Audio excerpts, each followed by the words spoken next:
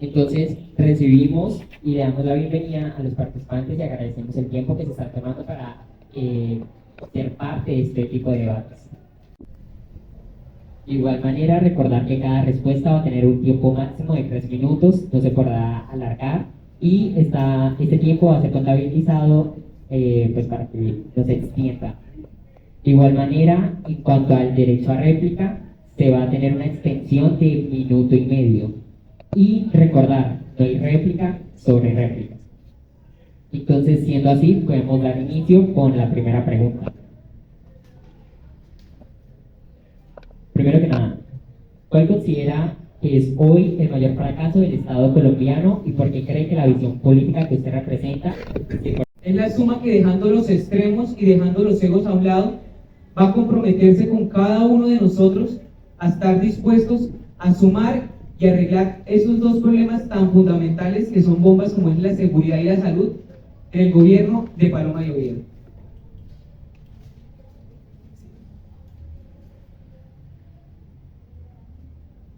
Bueno,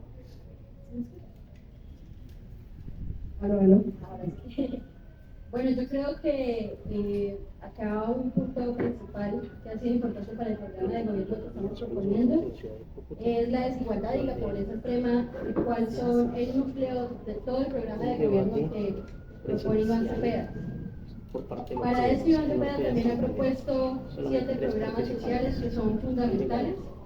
El primero es el programa de Colombia Mayor, el segundo es la renta joven y el servicio social para la paz, también enfocados en temas de la juventud.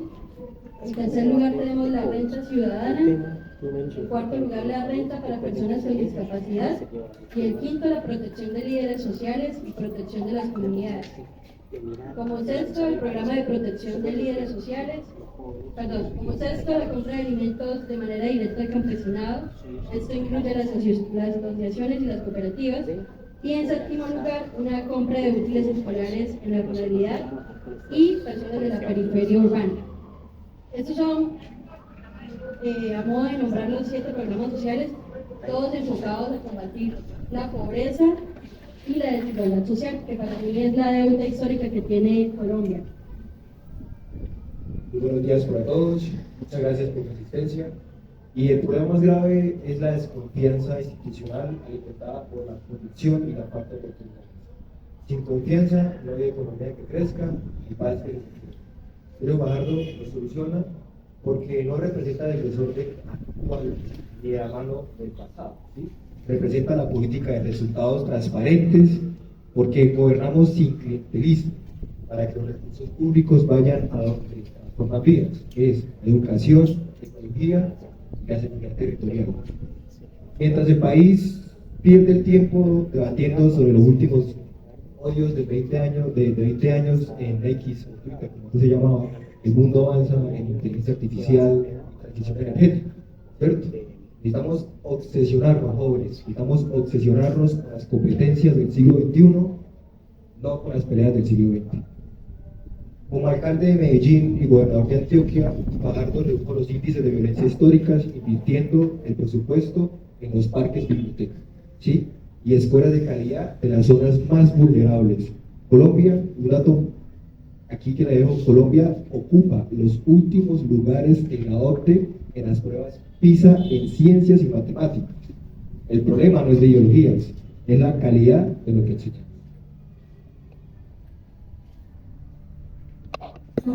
Bueno, dirigiéndonos un poquito hacia más el lado de lo que pensamos y de las ideologías que tenemos. No nos podemos quedar solamente en la mentalidad de alguien, pero también tiene que influir mucho en la economía colombiana, en los jóvenes.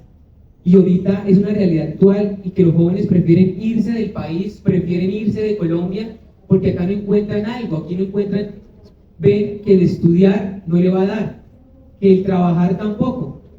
Y en el gobierno de Paloma y Oviedo se proponen las 3 E: o estudian, o se trabaja, o se emplea. Se mantendrá eso para que los jóvenes se queden aquí en Colombia, para que trabajar la plata quede acá, porque ¿qué nos sirven los jóvenes cucuteños tan valiosos, pero que están en otros países? Porque acá los gobiernos no garantizan la estabilidad de estos jóvenes. Entonces, siento que es un problema de mentalidad de cada uno de nosotros, pero que influyen mucho los gobiernos que tenemos. Sí, yo creo que pues para nadie es un secreto que los jóvenes en Colombia, y bueno, no hablemos de todo el país, hablemos de Cúcuta. En Cúcuta le preguntan a un joven qué quiere hacer y generalmente te responde que quiere ir a estudiar a otra ciudad o que tiene planes en otra ciudad o en otro país. Y esto debido obviamente a la falta de oportunidades que es evidente en el territorio, ¿no? Y a eso le podemos sumar también la falta de una oferta educativa que cumpla con las expectativas de los jóvenes, ¿no? Acá tenemos grandes avances, por ejemplo, el SENA es una institución educativa de la cual también hago parte, soy aprendiz del SENA, y creo que es esta entidad del Estado que precisamente lo que busca es eso, ¿no? La inserción laboral de los jóvenes en el mercado, y eso creo que es súper importante. Pero no solo podemos hablar de una educación que se base en cómo hacemos que los jóvenes se inserten en el mercado laboral, sino que tiene que ser una educación integral, ¿no? Y acá es importante que, por ejemplo, empecemos a pensarnos en un sistema educativo que responda a esas necesidades de arte, de cultura, de aprendizaje de habilidades blandas para todos los jóvenes, que es lo que en últimas nosotros queremos también recibir en las escuelas, ¿no? Más educación artística, más horas para hacer ejercicio, deporte. Creo que eso todavía le hace falta al modelo educativo que tenemos en Colombia. Hay que apostarle a eso, a generar mayor trabajo, y en eso el gobierno actual ha tenido grandes resultados. Hemos tenido una reducción histórica del desempleo, y la idea es que con el programa de Iván Cepeda podamos continuar en esa reducción del desempleo y de la desigualdad. Yo voy a empezar una estadística, y es que hay cerca de 1.5 millones de jóvenes, en comillas, ninis, o sea, que ni estudian ni trabajan, ¿sí? En Colombia proponemos la transformación, lo que nuestra compañera mencionaba, en SENA, ¿sí? Hacia una economía digital, una programación, donde estudiamos programación, analítica de datos, inglés técnico y una ampliación del programa de renta joven, ¿sí? A 1 millón de cupos con enfoque de inserción laboral inmediata, ¿sí? Siento que se rompió el ascensor social. Antes un título universitario garantizaba salir de la pobreza, ¿sí? Hoy la desconexión entre las instituciones, lo que enseñan, y la economía global está generando una frustración terrible. Un ejemplo, y hay un autor que se llama Andrés Oppenheimer, en su libro de Basta Historias, el señor señala que el secreto de los países como Singapur o como Corea del Norte, que todo el mundo vemos que están avanzados en tecnología, en salud y en todo, es que tienen una alta exigencia y alineación de las universidades, institutos técnicos con las industrias tecnológicas del futuro, ¿sí? Hay un ejemplo muy claro. ¿Cuánto vale un iPhone, por ejemplo, iPhone 7 en Colombia? Alrededor de 5 millones, ¿sí o qué? Si usted mira una vaca, vale por eso. ¿Sí? Ahora, ¿qué hago con esa comparación? Colombia tiene recursos de materia prima, ¿sí? Pero otros países generan, gracias, invirtiéndole a la educación a los jóvenes, al pensamiento, generan el mismo valor, ¿sí? Sin estar respetando los recursos públicos. Entonces siento que en Colombia tenemos que seguir formando profesionales para un mercado que existe, un mercado globalizado, no un mercado que no existe.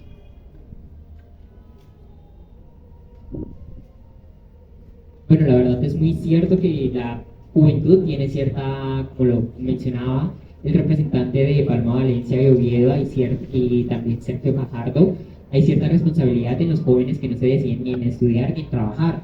Y aquí es donde nace otra pregunta y surge otra pregunta, y es que ¿qué responsabilidad tiene actualmente la juventud en la política y en la crisis social que está pasando actualmente? Porque se puede generar la pregunta de que si todo es culpa de los gobiernos actuales o si también la juventud actualmente no ayuda a desarrollarse.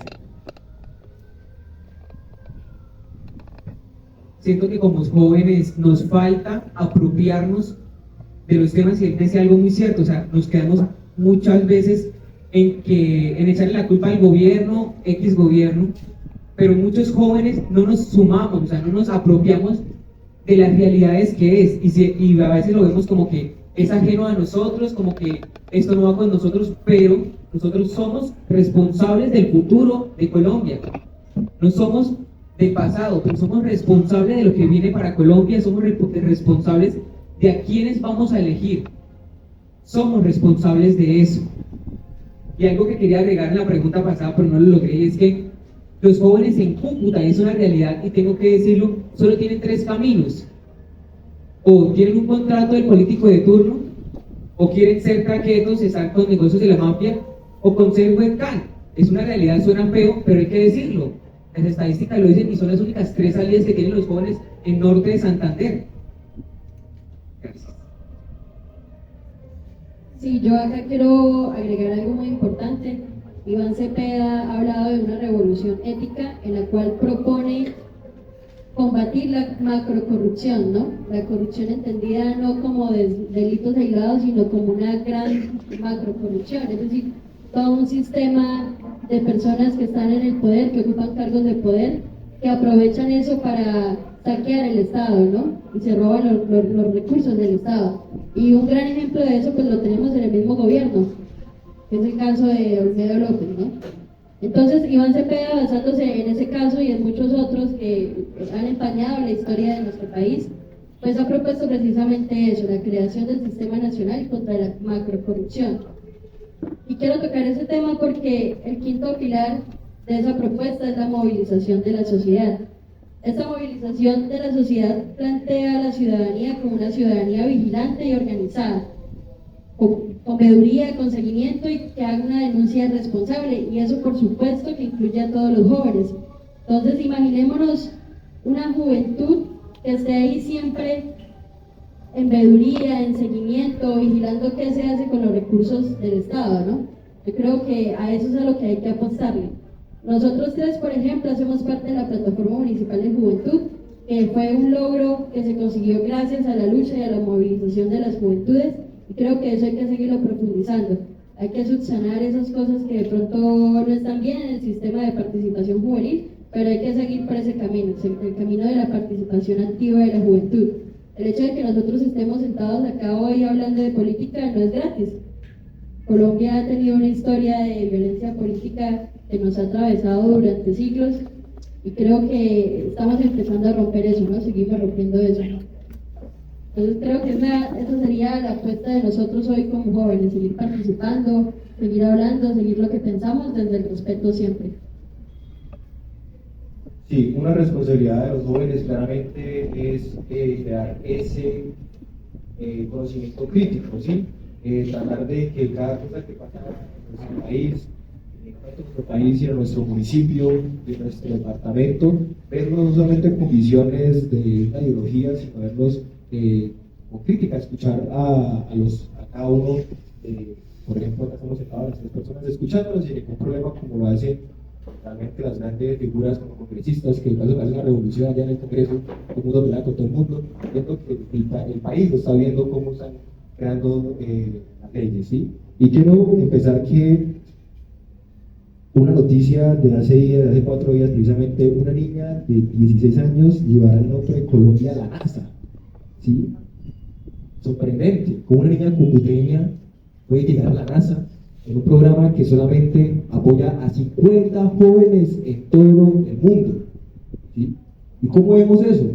Gracias a un apoyo, a una educación de parte del gobierno, una educación de calidad y de ayuda a sus padres también. Muchas veces vemos que jóvenes de Cúcuta y de otros países se van para otros países, ¿sí? Se está migrando mucho cerebro. Y pues porque también falta como un ecosistema de emprendimiento. ¿Por qué? Porque es que los jóvenes científicos o los investigadores no encuentran un apoyo estatal. No encuentran un apoyo estatal. ¿Por qué? Porque no tienen cómo financiar una patente, por ejemplo, en temas de tecnología, tampoco saben cómo financiar un emprendimiento o una salud, y además le tienen miedo que salgan a una esquina y lo atracan, ¿sí? Entonces, o lo extorsionan en su negocio. Entonces, hay que destacar de que, así como pedimos educación, pedimos más, también pedimos una seguridad de verdad, ¿sí? Con una policía técnica, una policía que también tenga su tecnología y que sea cívica, ¿sí? Que realmente no esté gobernada por los jaques los jeques de por ahí, de cada departamento, ¿sí? Porque siempre es como la corrupción, el policía sabe, tiene corrupción con el gobernador, porque es que todo el mundo se ve mucho en Cúcuta de que roban a media cuadra de Cali. ¿Y policía qué hace? Nada. ¿Y por qué roban a media cuadra de Ucay sabiendo que supuestamente la policía es la que debe proteger a los jóvenes? ¿Sí? Entonces siento que por esas razones los jóvenes tenemos como ese como que hey, la política X, ¿sí? No me gusta porque siempre hace lo mismo de siempre. ¿Sí? Entonces generar ese discurso de crítico de cada joven es lo principal. Ya que los jóvenes cuando les hablan de política, surge la verdadera pregunta y es que, ¿qué creen ustedes y el candidato que representan que destruye lentamente una sociedad? ¿El hecho de que se normalice la corrupción como lo hemos venido haciendo, o el hecho de la mentalidad y la negativa que se tiene hacia la política? Porque para nadie es un secreto de que la mayoría de los jóvenes cuando les hablan de política usualmente la relacionan con corrupción y con escándalos que han tenido dentro del gobierno. ¿Qué creen ustedes que destruye internamente una sociedad? ¿La idea errónea que se tiene acerca de la política o la corrupción normalizada que hemos hecho a lo largo de la historia? Yo digo que son las dos. La idea errónea que tenemos de la política y la corrupción. Diciendo que esto no excluye a ningún sector político, sea de donde sea, cualquier candidato que sea. Y es que normalizar la corrupción, venga de donde venga. O sea, y esto va a ser algo muy fundamental en el gobierno de Paloma y Oviedo, de construir una Colombia más grande y la guerra contra la corrupción. La corrupción vemos que está en todos los gobiernos, ha estado en todos los gobiernos, hasta en los gobiernos que se han vendido, que no, pero en este gobierno que propone Paloma y Oviedo es hacer esa lucha constante contra la corrupción, porque es lo que mucha gente hace que se vaya a la política, a ver, ese que a veces como que no vale, sino que el que tiene más plata, el que puede conseguir más puestos. Entonces nos empezamos a excluir de la política y empezamos a satanizar la política, de que no podemos hacer parte de ella, pero nosotros los jóvenes somos la muestra de eso, de que podemos entrar allá y poder cambiar todas esas cosas, cambiar esa corrupción. Pero también es algo muy cierto que somos jóvenes y hay muchos jóvenes actualmente que piden hacer política diferente, que piden una política distinta, criticamos a los políticos y a los corruptos de siempre, pero terminamos alineados con los mismos de siempre. Terminamos defendiendo a los mismos, pero pedimos una cosa, pero terminamos haciendo otra, y es una muestra de la juventud, es lo que yo veo acá en Cúcuta con muchos jóvenes que piden una política diferente. Bueno, como lo decía Harold, yo creo que son dos cosas que no son contrarias, sino que van muy de la mano, ¿no? Preguntémonos entonces, ¿por qué no confiamos en las instituciones? Cada vez la gente en las encuestas responde que no confía en los políticos, que no confía en el Congreso, que no confía en la gente que nosotros mismos elegimos, ¿no? Entonces ahí es muy importante el elegir bien también. Iván Cepeda ha propuesto en relación a la corrupción, como les mencioné, todo un programa y lo ha desagregado en 5 pilares. Me permitiré entonces explicar los 5 pilares. El primero es la transparencia, la prevención y la información. Acá lo que se pretende es fortalecer la UIA, la Unidad de Información y Análisis Financiero, la autonomía real de la Secretaría de Transparencia de la Presidencia y un funcionamiento del portal Anticorrupción de Colombia, PACO. En segundo lugar, la investigación y el juzgamiento con enfoque de sistema. Acá se propone la creación de una Unidad Nacional de Investigación de la Macrocorrupción, que estaría dentro de la Fiscalía. La creación de una instancia de juzgamiento especial al más alto nivel posible y que las sentencias de los delitos de corrupción contemplen medidas de reparación integral a víctimas. Junto a lo anterior, un fondo de reparación a las víctimas de la corrupción. Acá se pretende fortalecer la SAE, la Sociedad de Activos Especiales. En cuarto lugar, una presencia decidida en los territorios. Y como quinto, que ya también lo mencioné, es la movilización de la sociedad, ¿no? Una ciudadanía que haga veeduría, seguimiento y una denuncia responsable. Y yo creo que esto más que, claro, entendemos el problema, pero también estamos presentando una posible solución. Y eso es lo que estamos proponiendo desde la campaña de Iván Cepeda. Pienso que esta generación no le cree a las promesas populistas y cúmplices de la izquierda ni al discurso del miedo de la eterna derecha. Están cansados de ver que el gobierno de turno culpa al anterior, ¿sí? Mientras el desempleo juvenil y los atracos en las calles siguen igual, no cambian nada. Eugenio Fajardo lo demostró durante su gobernación. Antioquia fue calificada como el departamento más transparente de Colombia, según la Procuraduría. Crearemos la Agencia Nacional Anticorrupción con independencia judicial y tecnología, como el blockchain, para rastrear cada centavo de la contratación pública, ya sea, por ejemplo, alimentación escolar, PAE e infraestructura. ¿Sí? Pienso que todo empieza desde las campañas. ¿Sí? Quien paga para llegar, llega para robar. ¿Sí? Fajardo ha demostrado en Medellín y en Antioquia, que se puede ganar sin empeñar el presupuesto a los caciques políticos. ¿Por qué? Porque llegan allá y tienen que entregar ministerios. Porque se perdió, y ahí es donde entra nuestra amiga de por qué la población ya no cree en las instituciones públicas. Porque ya se perdió el mérito. Ya no hay personas que lleguen allá por mérito, porque estudié esto, porque soy magíster en esto, soy profesor en esto, sino porque es amigo del político. ¿Sí? Entonces, desde ahí, la población ya pierde como esa confianza que tiene con las instituciones.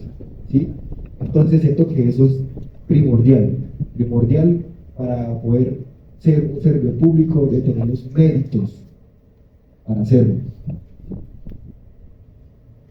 Y también las alianzas en el Congreso, que es súper importante, porque hay que hacerlo por cara al país y no repartiendo mermelada. ¿Sí? Eso es lo más claro. Porque si repartimos mermelada, repartimos puestos aquí, todo va a seguir igual y todo va a ser como un círculo vicioso. Todo va a seguir en el mismo lugar y no vamos a cambiar. Las riendas de nuestro país. En temas de género aún falta muchísimo. Lo cierto es que los programas deben ser pensados de forma transversal, siempre con un enfoque de género, ¿no? Esto incluye a las diversidades, incluye a las mujeres, y entender que hay unas condiciones que te ponen a ti en una condición de vulnerabilidad, ¿no? Y eso es algo que también el programa de Iván Cepeda ha tenido en cuenta. Por ejemplo, una de sus propuestas es la protección a líderes sociales. En el norte de Santander, por ejemplo, tenemos muchas lideresas amenazadas, sobre todo si habitan territorios de conflicto como el Catatumbo, ¿no?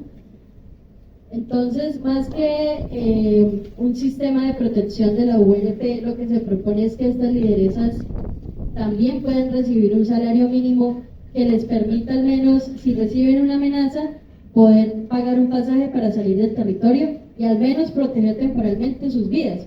Es algo que no es ajeno a nuestra realidad. Nosotros tenemos aquí al ladito el Catatumbo y es difícil la situación en la que tú dedicas tu vida al liderazgo, al defender los derechos humanos, pero muchas veces ante una amenaza no sabes qué hacer porque ni siquiera tienes cómo pagar un pasaje. Esa es una de las propuestas que se ha hecho en este gobierno, ¿no? Por supuesto que hay que atacar las causas estructurales de la violencia de género, ¿no? Y eso va desde la escuela. Es decir, los niños desde temprana edad deben de recibir una educación sexual integral, ¿sí? En la que no solo te hablen de cómo poner un condón o cuáles son los métodos anticonceptivos, sino realmente una economía del cuidado, ¿no? Cómo tú te cuidas, cómo esa responsabilidad de cuidar a la infancia y cuidarnos todos, pues es responsabilidad de todos, ¿no? Y sí, tiene mucha razón. La verdad, los jóvenes tenemos el deber, ¿no?, de cambiar el mundo y de cambiar nuestro país. Pienso que con la parte de ley de género hay que entender de que no importa el género cual la persona se reconozca, sino las capacidades que tiene esa persona, ¿sí? Eso es el verdadero fin, ¿sí? ¿Por qué? Vemos que listo, está el tema del patriarcado, el tema de que las mujeres son pocas que entran muchas veces a puestos públicos o a la policía. Ahorita ya está cambiando eso, pero cada vez más se ven violentadas por parte de los hombres, por parte de personas con autoridad más grandes que ellas, ¿sí? Y eso debe cambiarse. ¿Por qué? Porque, hombre, las mujeres son más inteligentes o más, diría yo, más ágiles que los hombres, y esa es la realidad. Hay libros que lo dicen a través de la historia, ¿sí? Los hombres son más impulsivos a ciertas cosas. Los hombres, mientras nosotros vivíamos en guerra, andan allá cuchillo, plomo con la gente, las mujeres están en sus casas, ¿sí? Pero es que, ¿por qué? Porque las mujeres saben hacer y criar, por ejemplo, a un niño no es cualquier cosa, ¿sí? Porque la mujer, cuando uno es niño, uno quiere lo que más ama, la casa, ¿sí? Porque la casa, ¿qué nos da? Seguridad. La casa nos da esa tranquilidad. Y siento que la mujer es una persona que con esa tranquilidad puede manejar un país tan caótico como es Colombia, ¿sí? Y con el tema de los jóvenes, claro, los jóvenes deben tomar las riendas de nuestro país, como lo dijo nuestra compañera, lo dijo claro Jaime Garzón, y es que los jóvenes deben empezar a asistir a esos espacios, por ejemplo, ¿sí? A generar esa mentalidad crítica para que cuando no se coman ni cuenta de las redes sociales o el TikTok, ¿sí? Que no, es que este es por este hijo no. Investiguemos, busquemos, leemos y así vamos a ir construyendo un tejido social que hace mucho tiempo se rompe. El compañero Jason dijo algo muy cierto. Hay una sola casa en Colombia que no ha sido gobernada y dirigida por una mujer, y es la Casa de Nariño. Y creo que este va a ser el momento de elegir la primera mujer presidenta de Colombia. En un tema de género, las mujeres, el compañero Jason y Yaribel lo dijeron, las mujeres pueden construir país, las mujeres son capaces. Y por eso lo reitero, hay una sola casa en Colombia que no ha sido dirigida por una mujer, y es la Casa de Nariño. Y yo siento que los derechos de las mujeres se construyen, como lo ha dicho Paloma Valencia, en una escalera. Hace 53 años se lanzó la primera mujer a la presidencia de Colombia. No recuerdo muy bien el nombre, fue la hija del presidente Gustavo Rojas Pinilla. Y Pepa Valencia, la abuela de Paloma. Y esos son los derechos de la mujer, se construyen en escalerita. Y siento que Paloma Valencia va a ser la primera mujer presidenta de Colombia, si ustedes permiten y votan por ella. Ya lo han dicho, las mujeres pueden gobernar, las mujeres son capaces con todo. Las mujeres pueden con el hogar, con la familia y con muchas cosas. Y es hora de que nos gobierne una mujer. Es hora de romper ese techo de cristal, y es de que una mujer llegue a la presidencia de Colombia. Y donde llega una, llegan todas.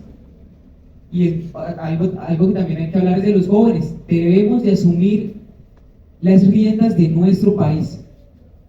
Desde la casa, desde el hogar, desde la universidad, desde todos los lados, debemos de empezar a construir eso. Y vuelvo y lo reitero, hay una sola casa en Colombia que no manda una mujer, y es la Casa de Nariño. Es momento de la primera mujer presidenta de Colombia.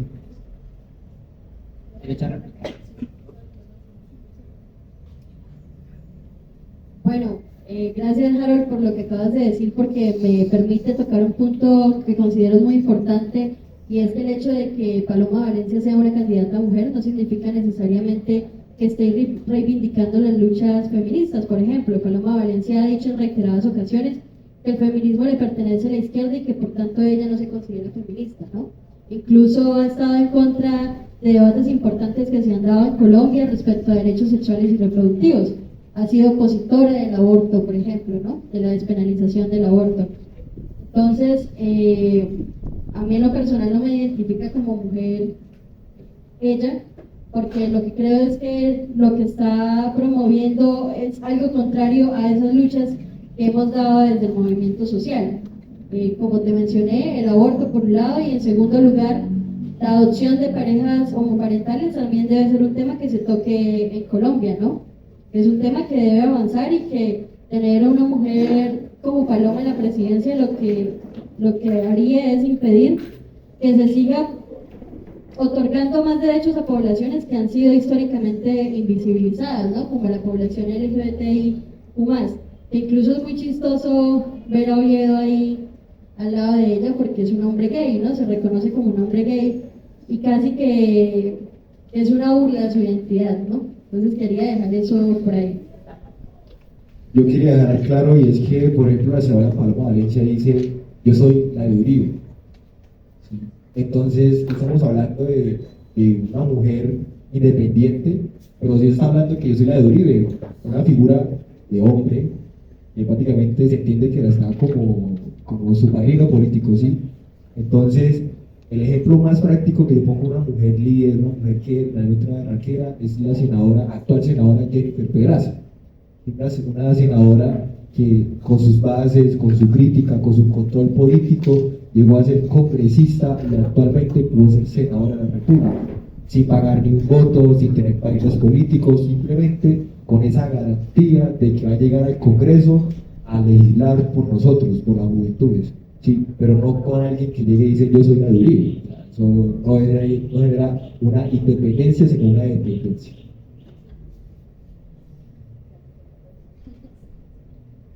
Bueno, continuamos con preguntas del público. Atrás hay una pregunta, vamos a dirigirnos. Hay dos preguntas, por favor, alcen la mano.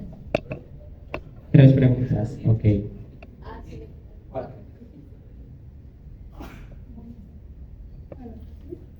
Buenas tardes. Buenos días. ¿Creen ustedes que en Colombia los jóvenes apoyan un partido político de acuerdo a las propuestas reales o por las influencias de redes sociales, el fanatismo o la imagen del líder? De acuerdo a su respuesta, me gustaría saber qué proponen ustedes para que los jóvenes tengan en cuenta ello.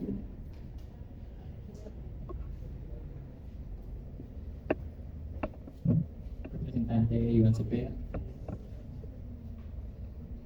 Sí, ahorita sucede algo con las redes sociales, con todo el tema de la globalización, y es que estas redes sociales generan unos sesgos de confirmación, ¿no?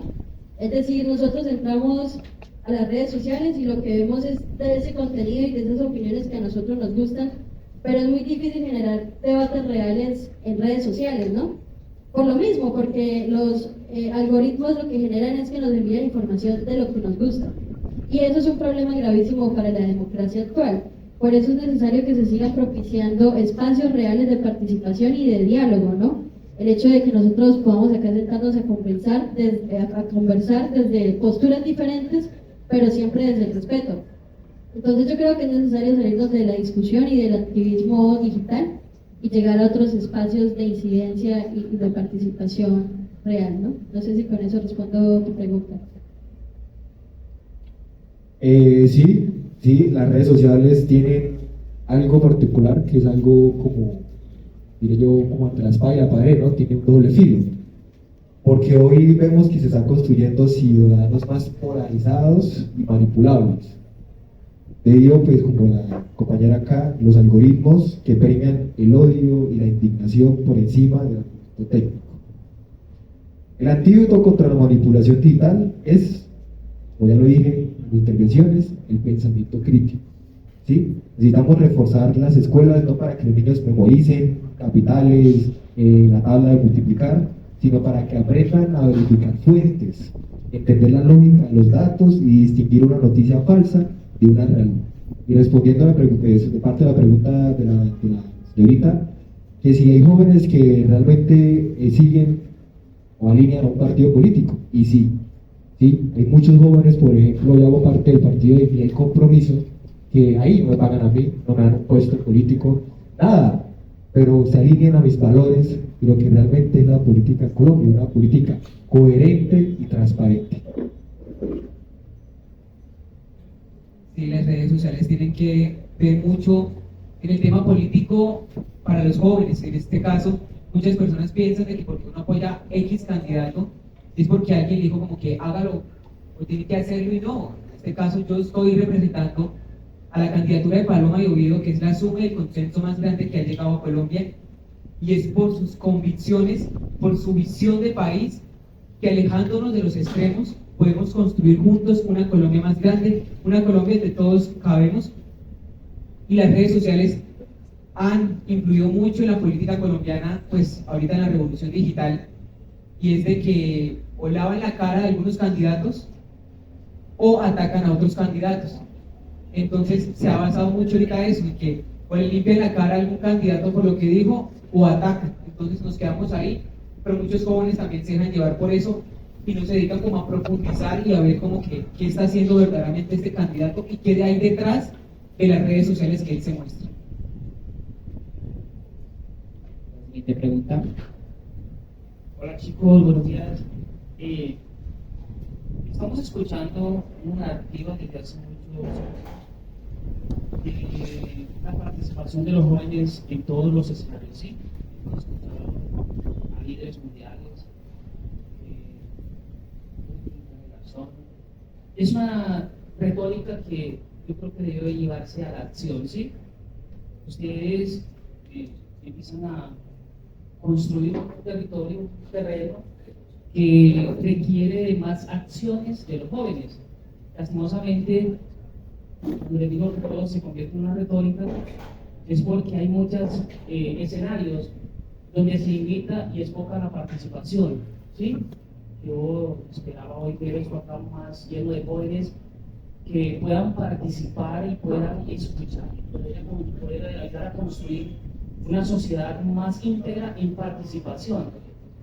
¿Qué consideran ustedes que está pasando y qué proponen ustedes para que los jóvenes se integren un poco más? Y creo que poco más, no mucho, porque siempre he visto como que es el mismo acción de siempre, que se invitan a muchos escenarios y poco la juventud no participa. Entonces, escuchamos que muchas generaciones ya empezaron a tener participación, pero yo creo que deben de ir un poco más a la acción.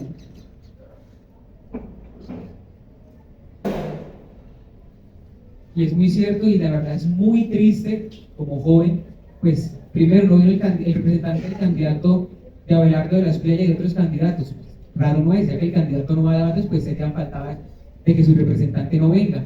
Y también la poca participación de jóvenes, y ya esto tiene que ver en realidad y es en nosotros mismos. Ya esto ya no tiene que ver con los gobiernos ni nada de esto, porque esto fue una organización de jóvenes para jóvenes, y dedicarnos a escuchar. Yo quiero realmente felicitar a los jóvenes y a las personas que nos acompañan el día de hoy, porque se tomaron el tiempo de venir y escuchar este debate, este conversatorio de distintos espectros políticos, pero con una misma convicción, y es de, como juventud, avanzar.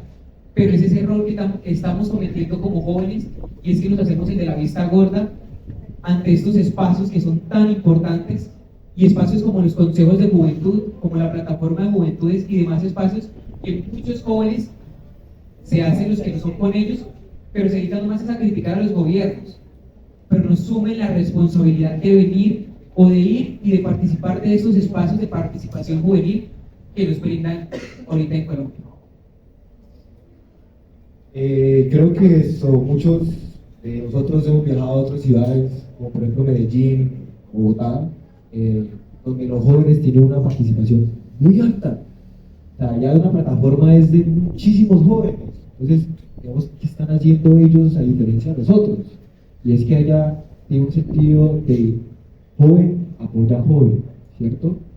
Y es que, por ejemplo, con la senadora y candidata, con la senadora Jennifer Peraza, nosotros haciendo aquí campaña, nosotros decíamos a jóvenes y a personas adultas como ustedes, hey, queremos renovar el Congreso. Y queremos que sigan viendo señores canosos allá que se siguen robando plata y no hacen nada. Queremos gente diferente en el Congreso, gente joven.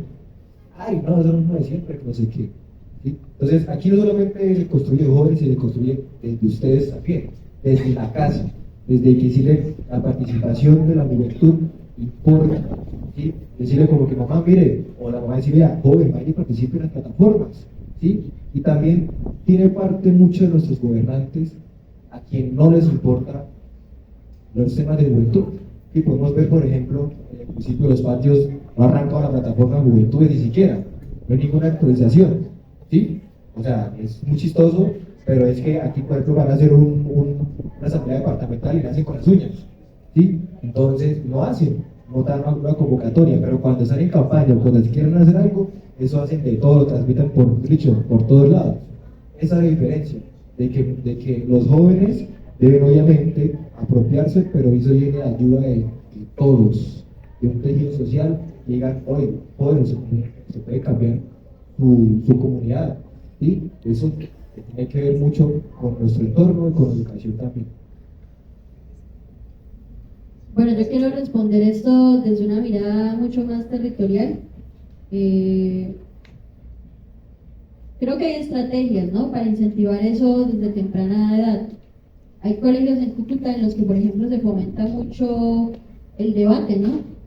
Modelos de democracia o modelos ONU en los colegios. Creo que eso desde temprano ayuda a que los jóvenes tengamos como esa motivación de querer sentarnos con otros y dialogar. Creo que es necesario seguir incentivando eso, la inquietud, el que todo el tiempo nos estemos cuestionando todo, ¿no? Y también creo que es importante resaltar que la participación no necesariamente es formal, es decir, no necesariamente tengo que ser consejero de juventud o plataformado para participar, sino que hay otros modos, ¿no? Yo, por ejemplo, hago parte de una organización juvenil que se llama Ecos y Reflexos, y es un movimiento en el cual los jóvenes de los barrios salimos y nos sentamos a pillar cuáles son esos derechos que no se están respetando a las infancias y a las juventudes. Entonces creo que esos modos de organización también hay que tenerlos en cuenta, porque no podemos encasillar la participación solamente en los partidos políticos, ¿sí? Porque también hay gente que no milita en los partidos, pero que sí está organizada, que está en sus parches culturales, artísticos, deportivos, y eso también es importante resaltarlo. Yo creo que en Cúcuta eso ha venido creciendo y hay que valorarlo, hay que rescatar más espacios de participación e incidencia. Y bueno, una frase que me gusta mucho es: el que no hace la política la sufre. Por eso es importante seguir tocando estos temas en todos los escenarios. Qué chévere fuera que las juntas de acción comunal en Cúcuta se llenaran, por ejemplo, de comités de juventud activos, ¿no? Reales, que no seamos solo los jóvenes ahí llenando espacios o las mujeres llenando espacios por cuotas de género, sino que sea una participación real. Seguimos con la siguiente pregunta del público y se continúa con las preguntas planeadas. Según INEPAS, dice que en el periodo de 2024 al 2025 hubo un aumento en 3 casos de lideresas sociales. Por un lado, esta pregunta va para Janet Vegas representando a Iván Cepeda. ¿Cómo el candidato del pacto histórico buscaría reducir este número de homicidios si él, como lo denominó Colombia Support, es uno de los arquitectos de la paz total? Y para nosotros representantes, cómo el programa de gobierno habla del tema de las derechos sociales y también de la seguridad en general.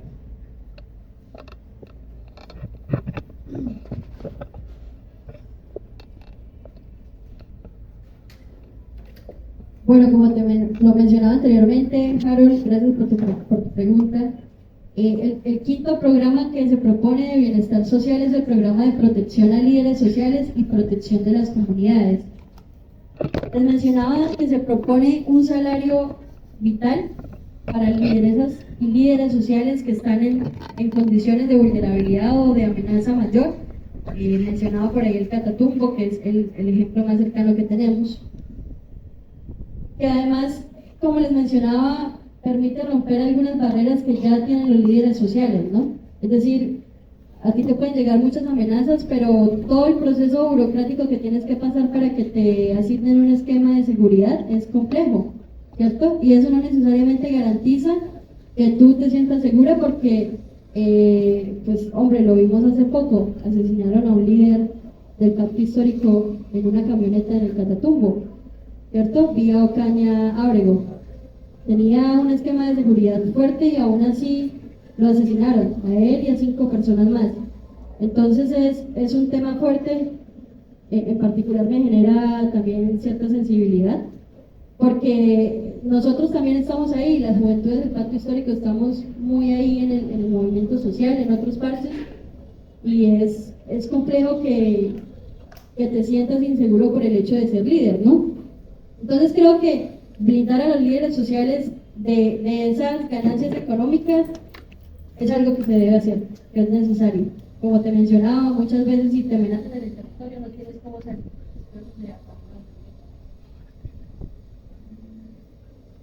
Muchas veces si te amenazan en el territorio no tienes cómo salir de él, ¿no? Entonces, este programa se plantea con 5.000 cupos para estos líderes sociales que certifiquen ese liderazgo y tendría un costo de 120.000 millones que ha sido como el balance, ¿no?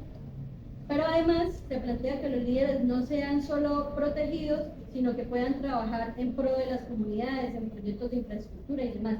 Entonces creo que brindarlos de esa capacidad económica, de trabajo, es muy necesario. Es muy necesaria porque ese liderazgo social no te da la plata que tú necesitas para sobrevivir, pero sí implica un desgaste emocional y de tiempo inmenso. Creo que Iván Cepeda la tiene clara en cuanto a ese programa. Bueno. Listo, muchas gracias. Seguimos con la última pregunta permitida por el organizador.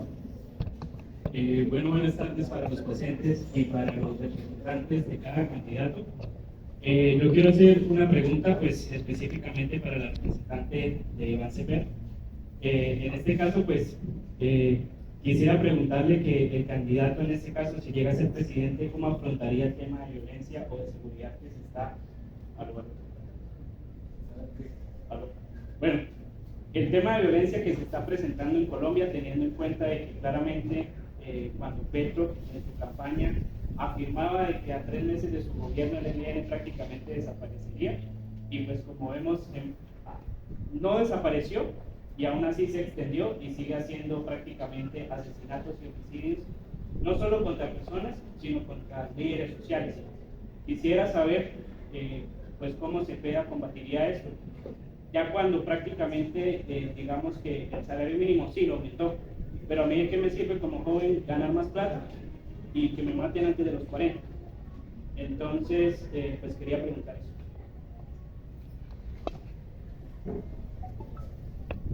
Bueno, gracias por tu pregunta. Yo creo que hay que abordar el tema de la seguridad desde una mirada estructural, ¿no? Porque siempre la mirada que se ha hecho es la seguridad vista desde la militarización del territorio, una mirada de seguridad de la vigilancia. Por ejemplo, en Cúcuta, la respuesta del alcalde respecto a eso ha sido poner cámaras de seguridad, pero eso no soluciona las violencias estructurales que existen, ¿no? Y eso va muy de la mano con la pobreza y con la economía. Es decir, creo que todo va muy conectado, ¿no? Lo que ha propuesto Cepeda es atacar esas causas estructurales de la pobreza. Si tenemos desempleo, esa violencia seguramente va a aumentar, ¿cierto? Si tenemos jóvenes desocupados o que no tienen nada que hacer cuando terminan del colegio y demás, todo eso ayuda a aumentar esa violencia. Entonces lo que se propone es fortalecer ese tejido social y la productividad. La productividad que va de la mano con la asociatividad microempresarial. Entonces acá hay varias propuestas interesantes, yo creo que no es solo una. Lo primero es entender que el Estado también puede ser un Estado emprendedor e innovador y tiene un rol estratégico en la economía, es decir, la economía, ahí el Estado es muy importante porque no se puede dejar solo que el mercado pues vaya corriendo solo, sino que ahí el Estado puede entrar, ¿no? Entonces se le ha propuesto, por ejemplo, la compra de alimentos a campesinos directamente. Entonces, si tú como campesino tienes una asociación, una cooperativa, el Estado te puede comprar directamente a ti los alimentos, ¿cierto? Entonces, eso lo que hace es fortalecer la economía desde esos territorios que históricamente han sido olvidados, ¿no? Entonces, pensémonos que ya eso está ocurriendo en Colombia, es decir, la unidad solidaria, por ejemplo, ha seguido fortaleciendo las cooperativas y a las asociaciones. Entonces, ahí todavía hay un trabajo muy importante que hacer, pero que respondería, por ejemplo, a esa falta de economía, ¿no? Hay otro programa muy interesante y es fortalecer los emprendimientos familiares. Entonces, lo que se busca, por ejemplo, es que las personas que reciben la renta ciudadana, que generalmente son madres, cabezas de familia, puedan pasar a otro programa que les permita ayudar a fortalecer sus emprendimientos propios. Entonces, imaginémonos a la madre cabeza de familia que tiene un emprendimiento, por ejemplo, de costura de ropa. El Estado la ayuda para que pueda formalizar ese emprendimiento y que se convierta en una microempresa, que pueda emplear 5 o 6 vecinas.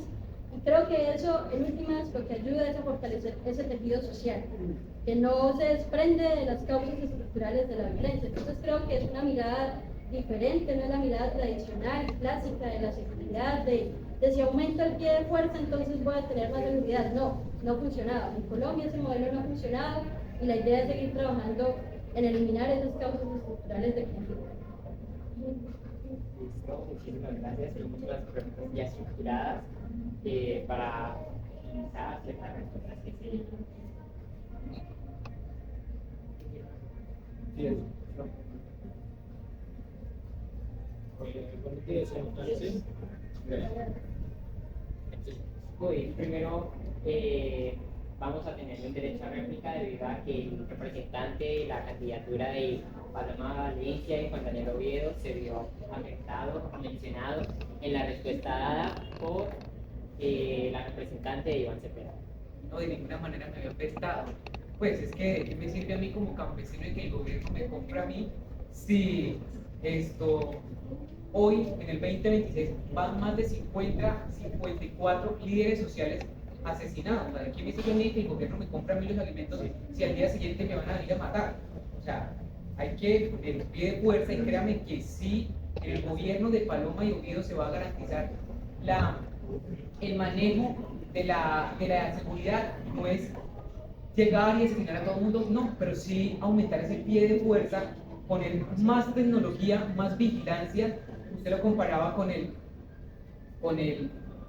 alcaldía de Cúcuta, no entrar en dilemas políticos locales, pero se ha visto afectada, pero en el gobierno de Paloma y Oviedo se va a transformar y reformar el ejército colombiano, como es aumentar más ejército y agregar la tecnología para eso, porque vuelvo y repito, ¿de qué me sirve a mí crear comités, de crear estructuras, de crear proyectos que paguen o que no, si la seguridad va a seguir igual?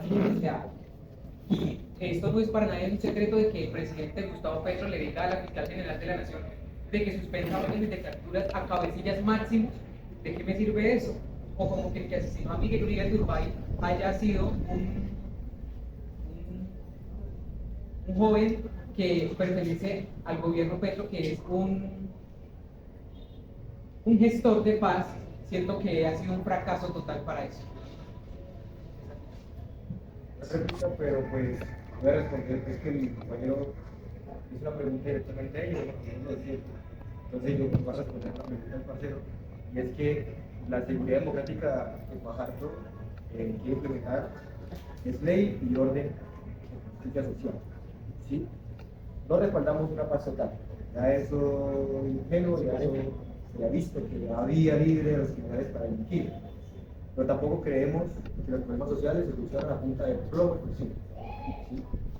Siento que Fajardo, en su plan de gobierno, quiere implementar el plan Guardián para retomar el control institucional frente al crimen organizado, apoyando firmemente a una policía civil, unificada y unificada, y obviamente con tecnología.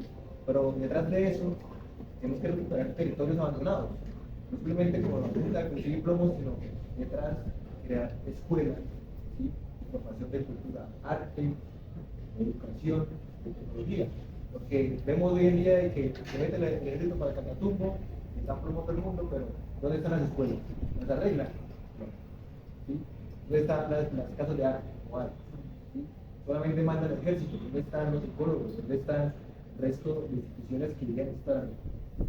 Eso es precisamente. También la respondo. Y sí, vuelvo y lo reitero, en el gobierno de Paloma y Oviedo, la seguridad y garantizar eso, de que en un país donde podamos volver a vivir tranquilos. Y quiero tocar un tema controversial para muchos, pero tengo que hacerlo. Pues decía la compañera Yadir de que la militarización y eso no hace bien en Colombia, pero siento que la seguridad democrática garantizó eso, redujo los niveles de violencia en Colombia. Y lo voy a decir de una vez porque para nadie es un secreto y para nadie sus susceptibilidades, que falsos positivos, que no sé qué, pero la gente lo ha dicho. La seguridad democrática no tuvo nada que ver con los falsos positivos. Y es la garantización de que sí se pueden tener un pie de fuerza grande donde los colombianos podamos vivir seguros, porque ahora ni en la propia casa estamos seguros. Buenos días. Las madres cuidadoras, que son las que día a día trabajan y salen a luchar por sus hijos. Otro tema que voy a hablar, y es que la JEP reconoció que hay 7.837 falsos positivos, pero también reconoció que la seguridad democrática no tuvo nada que ver con los falsos positivos. Inclusive lo pueden buscar, no estoy diciendo mentiras, lo dijo la Jurisdicción Especial para la Paz. Sí, no estoy negando ni estoy rechazando los falsos positivos, porque sí los hubieron falsas denuncias, claramente que hubieron falsos positivos, pero en el gobierno de Paloma y Oviedo esto no se va a volver a repetir. No culpamos ni a ningún gobierno, pero por eso le digo, sí existieron, no se niega la existencia, y es muy doloroso que suceda esto y que vuelva a suceder en Colombia, pero tampoco voy a dejar atrás la cifra de los 18.675 niños reclutados por las FARC, que hoy esta gente está en el Congreso como si nada, tras el acuerdo de paz. Y sin seguridad en el campo, no hay seguridad en la ciudad. Siendo así, damos paso para la última pregunta, que tiene que ver con la familia. Después de esta misma se va a permitir pues, que cada representante de una mínima constitución que venga a votar por su candidato y se daría fin al debate presidencial. La pregunta va relacionada con la familia. Pues estamos hablando de mamás, de papás, etcétera, pero no se hablan de los niños. ¿Qué pasa con los niños sin hogar que viven actualmente en los institutos de gobierno, en donde no se dan las seguridades implementadas y mínimas que un niño debe tener? Como, ¿qué es lo primordial para un niño? El amor. Y aquí es donde, pues, en muy poco, o sea, en ningún plan de gobierno de candidatos ahora explícitamente, que acerca de cómo implementar una mejor adopción y de la adopción homoparental. La adopción homoparental es dejar que parejas del mismo sexo adopten hijos. ¿Para qué? Para brindarles amor y diferentes cosas que en un instituto gubernamental no pueden brindarles. ¿Cuál es la opinión de cada candidato acerca de esto? La verdad es un tema muy, ninguno pues queríamos responder, pero la verdad que es un tema muy delicado, pero siento que hay temas más grandes de país. No estoy diciendo de que es un tema inferior, pero siento que hay temas de país superiores a esto. Claro que es un tema muy importante, vuelvo y lo recalco. No es un tema ajeno, no es un tema menor, pero siento que hay temas mayores y hay preguntas de las más que se prepararon para construir Colombia. Pues esa pues no es una respuesta, pero es por mi percepción a la pregunta que hacía. Siento que hay más preguntas para la construcción de país que esta. Sí, creo que el cuidado de los niños y las niñas es una responsabilidad de todos, ¿no? De la sociedad colombiana en general. Acá en Cúcuta y en Colombia tenemos muchas organizaciones sociales que trabajan en pro de garantizar esos derechos en las infancias, ¿no? Y hay que seguir por ahí. Lo cierto es que hay que pensar en mejoras estructurales, por ejemplo, instituciones como el ICBF, ¿cierto? Pero es un camino que hay que seguir recorriendo. Yo creo que sí es una pregunta importante, sí deberíamos poner sobre la mesa el tema de las infancias, del cuidado de las infancias, porque todos los días escuchamos noticias de acceso carnal, de abusos sexuales contra menores, y eso es un tema preocupante, sobre todo en un país donde la impunidad es del más del 90%, ¿no? Entonces hay que abordarlo desde la prevención, de cómo nosotros como sociedad brindamos a los niños y los hacemos sentir seguros y amados, ¿no? El amor, como tú lo mencionas, para la Convención de los Derechos del Niño, por ejemplo, es un derecho, ¿no? El derecho a ser amados. Entonces, creo que sí, es un tema importante. Claro, Colombia entiende de que tanto los niños como las personas adultas son personas que tienen una protección constitucional, ¿cierto? Y obviamente eso viene que hay que ver un problema de raíz, y es cómo en las escuelas, los colegios, hablamos sobre la sexualidad. Muchos de los niños que están en ICBF o se encuentran en las calles, es porque aquellas madres jóvenes, muchas son jóvenes, no tuvieron como esa educación sexual, lo cual son madres a temprana edad y no tienen las capacidades para, o sea, criar un niño, ¿sí? No tienen toda la experiencia, y entonces siento que esa es una problemática. Perdón, por ahí, como que es la base del problema. Segundo, obviamente hay que cuidar mucho a los niños, totalmente, y pues el gobierno y el Fajardo, claro, es que la juventud y los niños deben ser aquellos que toman la bandera, porque ellos son el futuro de nuestro país.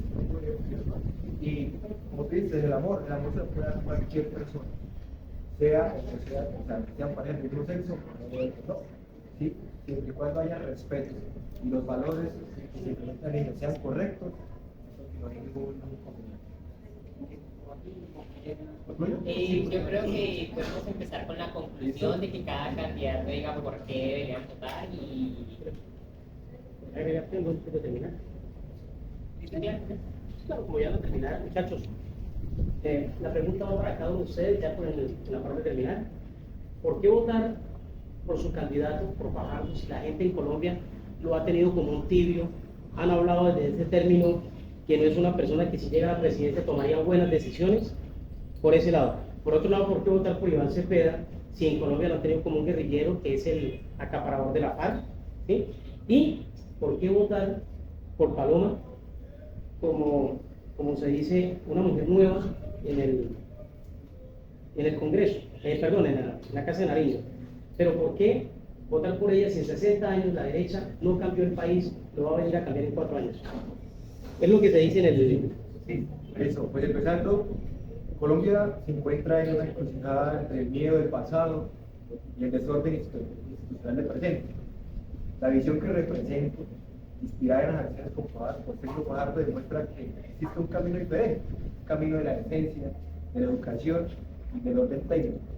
Como decía Andrés Oppenheimer, las naciones no progresan, no son las que discuten sobre sus contextos históricos, sino las que invierten en el talento de su gente y miran fijamente hacia el futuro. Vamos a recuperar la seguridad en las regiones con la fuerza de ley, vamos a hacer la llave de la corrupción gobernando de cara a la ciudad y vamos a poner la educación y la innovación en el centro del desarrollo. Invito a todos los jóvenes de Cúcuta y de Colombia a liderar la transformación sin caer y estuviéramos en un salón de clases, eso es todo un tipo de profesores. Pero acepto que ante la urgencia del dolor que tiene el país, la ciudadanía exige respuestas viscerales e inmediatas. Sin embargo, yo mantengo mi posición y siento que los problemas de Colombia no se solucionan arrebatados con arrebatos emocionales o discursos que no se brindan de un rigor técnico, ¿sí? De cómo vamos a financiar una reforma, por ejemplo, ¿sí? O a mentirle a la gente, como otros lo han hecho, una frase curiosa para ganar aplausos fáciles. Bueno, Iván Cepeda es un hombre que ha sido víctima del conflicto. Su papá lo asesinaron en el periodo de los años 90 a causa de este mismo conflicto. Sin embargo, ha sido un hombre que le ha dedicado su vida a la construcción de paz, ¿no? En este gobierno hemos tenido logros que han sido significativos y que han cambiado la mirada del país y le han dado mayor participación a poblaciones que han estado históricamente excluidas del debate público, ¿no? En este gobierno logramos aumentar el salario históricamente, 2.6 millones de personas salieron de la pobreza, el desempleo fue el más bajo de este siglo, tuvimos una reforma laboral que le otorgó más derechos a los trabajadores, los adultos mayores ahora reciben 230.000 pesos mensuales, lo cual les garantiza una dignidad mayor y la idea es que ese programa continúe. Los estudiantes ahora tienen matrícula cero y no pagan nada para acceder a la universidad pública. Por eso yo creo que es importante que continuemos con los programas del gobierno, se han implementado, los sigamos reforzando, sigamos aumentando la inversión pública en estos programas sociales. Y bueno, yo solo digo que rimen, que se pueda, Iván va a ganar en primera. Bueno, pues ella es Paloma Valencia y quiere ser la primera mujer presidente de Colombia, de que sí podemos construir una Colombia más grande, una Colombia donde todos quepamos.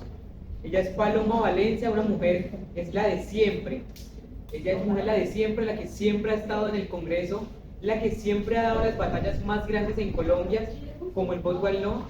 Es Paloma Valencia y sí podemos vivir una Colombia más grande y no dejarnos llevarnos por los extremos que en este momento nos tienen atormentando. Y los invito a votar no con el miedo, sino con la certeza de que sí podemos vivir acá, con la certeza de que nos podemos quedar en Colombia, porque no es con milagros, ni con Balín, ni con cambiar la Constitución, porque esto se hace para construir una Colombia más grande.